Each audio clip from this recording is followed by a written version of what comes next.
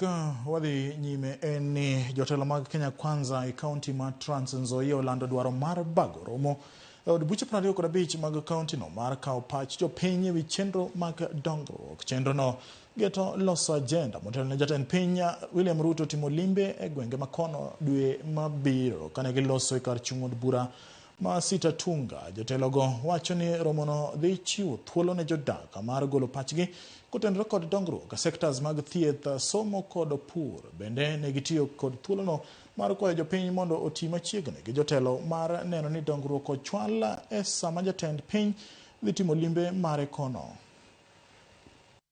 Rais ambaye ni sharp sana 2 weeks ago alipigia MD wa Kenya Seed akamwambia apunguze mbegu na yeye atatoa subsidy ili watu wetu waweze kupata mbegu kwa bei nafuu. Kura tunaenda.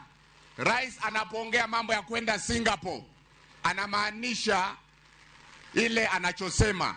Na rais kwenda kutupeleka Singapore lazima pia muangalie viongozi wenye akili, mashujaa, wenye maono, wenye mipango, ili kwamba rais aweze kwenda mbele kupeleka Singapore. Singapore inaanzia hapa mashinani. Nimeona kuna watu sasa wamechukua mbolea kutoka NCPB na wameanza kuharibu na wanauza bei kali.